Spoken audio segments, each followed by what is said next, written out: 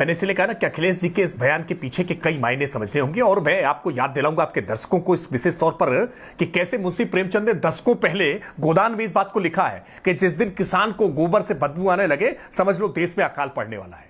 यादवों की राजनीति करने वाले अखिलेश यादव सामाजिक तौर पर इस बात को जानते हैं कि गाय का मतलब क्या होता है, भैंस का मतलब क्या होता है, दूध का मतलब क्या होता है, गौशाला का मतलब क्या होता है। बावजूद इसके इस बात को कहना यह स्पष्ट तौर पर दर्शाता है कि केवल और केवल एक ही सोच उसके पीछे है। बहुत कष्ट पहुंचा है, बड़ी इकोनॉमी को नुकसान हुआ है। उनके शासनकाल में जो बड़े पैमाने पर स्लॉटर हाउस चला करते थे ना, उस स्लॉटर हाउस से जो करारे करारे नोट आया करते थे ना, उसकी बड़ी खुशबू आया करती थी। वो खुशबू कहीं ना कहीं इनसे खो गई है। इसलिए आज जब उत्तर प्रदेश में स्लॉटर हाउस हमने बंद कर दिए, बड़े पैमाने पर हमने हर ब्लॉक लेवल पर आज गौशालाएं खोली है और ग्राम पंचायत स्तर पर गौशालाएं खोलने के लिए लगातार हम प्रयत्न कर रहे हैं। इस बात को तो स्वीकार किया आज अखिलेश यादव जी ने सार्वजनिक तौर पर स्वीकार किया कि भारतीय जनता पार्टी की योगी आदित्यनाथ सरकार आने के बाद से उत्तर प्रदेश में बड़े पैमाने पर गौशालाएं खुली है। इसका सर्टिफिकेट तो उन्होंने स्वयं दिया, लेकिन इसके साथ में उस बात की पीड़ा को दर्शा दिया कि इन गौशालाओं के खुलने से वो बड़ा बिजनेस का नुकसान हो गया, जिस बड़े बिजनेस से उनको बड़ी आमदनी हुआ करती थी। उस स्लॉटर हाउस से जिनको जो महक आया करती थी, उस स्लॉटर हाउस की आज महक ने उनको कहीं ना कहीं बहुत रह रह के याद दिलाया है, इसलिए उनको गौशाला से दुर्गंध आ रही है। लेकिन स्पष्ट तौर पर मैं आपको पंडित दीनदयाल उपाध्याय के उस वचन की तरफ याद दिलाऊंगा। पंडित दीनदयाल उपाध्याय ने कहा था अपने आर्थिक स्वावलंबन को बताते समय कि अगर किसी भी किसान परिवार में एक गाय है ना, तो वो किसान परिवार कभी दरिद्र नहीं हो सकता है, गरीब नहीं हो सकता है। उसके आर्थिक चक्र को चलाने का, संचालन करने का काम एक केवल गाय कर सकती है। लेकिन इस अर्थनीति को आज पूरी तरह से भुला बिसरा दिया है, सामाजिक परिवेश को भुला बिसरा दिया है, जड़ों से पूरी तरह से कट गए हैं और मजहबी तुष्टीकरण में ये मुगलिया सोच उन पर इतनी हावी हो गई है कि भारतीय संस्कार, भारतीय देखिए वो नमाज वाले इशू पर मजहब है, मैं समझता हूं, मैं अभी उस पर बात नहीं इसमें कैसे मजहब आया? गाय हिंदू संस्कृति में माता है।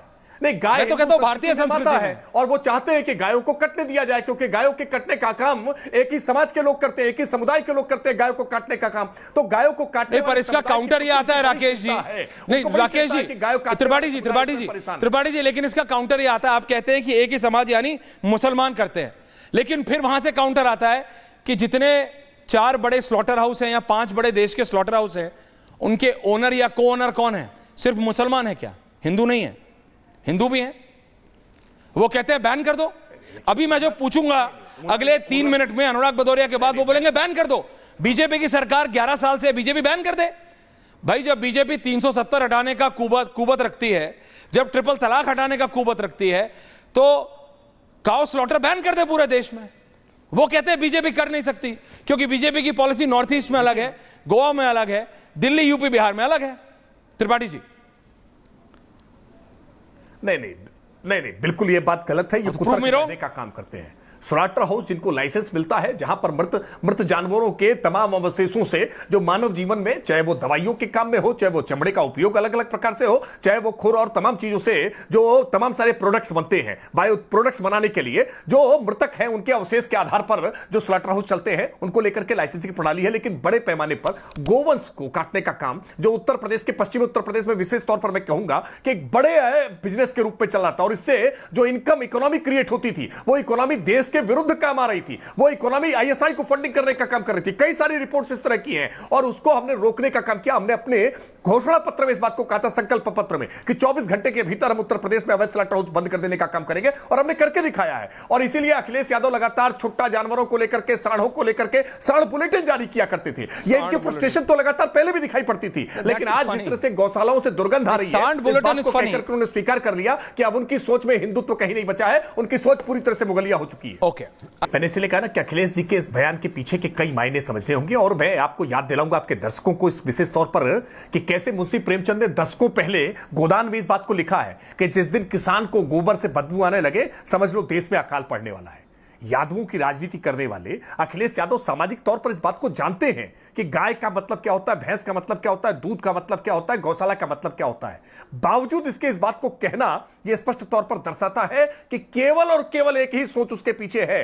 बहुत कष्ट पहुंचा है, बड़ी इकोनॉमी को नुकसान हुआ है। उनके शासनकाल में जो बड़े पैमाने पर स्लॉटर हाउस चला करते थे ना, उस स्लॉटर हाउस से जो करारे करारे नोट आया करते थे ना, उसकी बड़ी खुशबू आया करती थी। वो खुशबू कहीं ना कहीं इनसे खो गई है। इसलिए आज जब उत्तर प्रदेश में स्लॉटर हाउस हमने बंद कर दिए, बड़े पैमाने पर हमने हर ब्लॉक लेवल पर आज गौशालाएं खोली है और ग्राम पंचायत स्तर पर गौशालाएं खोलने के लिए लगातार हम प्रयत्न कर रहे हैं। इस बात को तो स्वीकार किया आज अखिलेश यादव जी ने सार्वजनिक तौर पर स्वीकार किया कि भारतीय जनता पार्टी की योगी आदित्यनाथ सरकार आने के बाद से उत्तर प्रदेश में बड़े पैमाने पर गौशालाएं खुली है। इसका सर्टिफिकेट तो उन्होंने स्वयं दिया, लेकिन इसके साथ में उस बात की पीड़ा को दर्शा दिया कि इन गौशालाओं के खुलने से वो बड़ा बिजनेस का नुकसान हो गया, जिस बड़े बिजनेस से उनको बड़ी आमदनी हुआ करती थी। उस स्लॉटर हाउस से जिनको जो महक आया करती थी, उस स्लॉटर हाउस की आज महक ने उनको कहीं ना कहीं बहुत रह रह के याद दिलाया है, इसलिए उनको गौशाला से दुर्गंध आ रही है। लेकिन स्पष्ट तौर पर मैं आपको पंडित दीनदयाल उपाध्याय के उस वचन की तरफ याद दिलाऊंगा। पंडित दीनदयाल उपाध्याय ने कहा था अपने आर्थिक स्वावलंबन को बताते समय कि अगर किसी भी किसान परिवार में एक गाय है ना, तो वो किसान परिवार कभी दरिद्र नहीं हो सकता है, गरीब नहीं हो सकता है। उसके आर्थिक चक्र को चलाने का, संचालन करने का काम एक केवल गाय कर सकती है। लेकिन इस अर्थनीति को आज पूरी तरह से भुला बिसरा दिया है, सामाजिक परिवेश को भुला बिसरा दिया है, जड़ों से पूरी तरह से कट गए हैं और मजहबी तुष्टीकरण में ये मुगलिया सोच उन पर इतनी हावी हो गई है कि भारतीय संस्कार, भारतीय देखिए वो नमाज वाले इशू पर मजहब है, मैं समझता हूं, मैं अभी उस पे बात नहीं, इसमें कैसे मजहब आया राकेश जी? गाय हिंदू संस्कृति में माता है। नहीं, गाय मैं तो कहता हूं भारतीय संस्कृति है और वो चाहते हैं कि गायों को कटने दिया जाए, क्योंकि गायों के कटने का काम एक ही समाज के लोग करते हैं, एक ही समुदाय के लोग करते हैं, गायों को काटने का काम। तो गायों को काटने पर इसका काउंटर ये आता है राकेश जी, नहीं राकेश जी, त्रिपाठी जी, लेकिन इसका काउंटर ये आता है, आप कहते हैं कि एक ही समाज यानी मुसलमान करते हैं, लेकिन फिर वहां से काउंटर आता है कि जितने 4 बड़े स्लॉटर हाउस हैं या 5 बड़े देश के स्लॉटर हाउस हैं, उनके ओनर या को ओनर कौन है? सिर्फ मुसलमान है क्या? हिंदू नहीं है? हिंदू भी हैं। वो कहते हैं बैन कर दो। अभी मैं जो पूछूंगा अगले 3 मिनट में अनुराग भदौरिया के बाद, वो बोलेंगे बैन कर दो। बीजेपी की सरकार 11 साल से, बीजेपी बैन कर दे। भाई जब बीजेपी 370 हटाने का कुबत रखती है, जब ट्रिपल तलाक हटाने का कुबत रखती है, तो काउ स्लॉटर बैन कर दे पूरे देश में। वो कहते हैं बीजेपी कर नहीं सकती, क्योंकि बीजेपी की पॉलिसी नॉर्थ ईस्ट में अलग है, गोवा में अलग है, दिल्ली यूपी बिहार में अलग है। त्रिपाठी जी,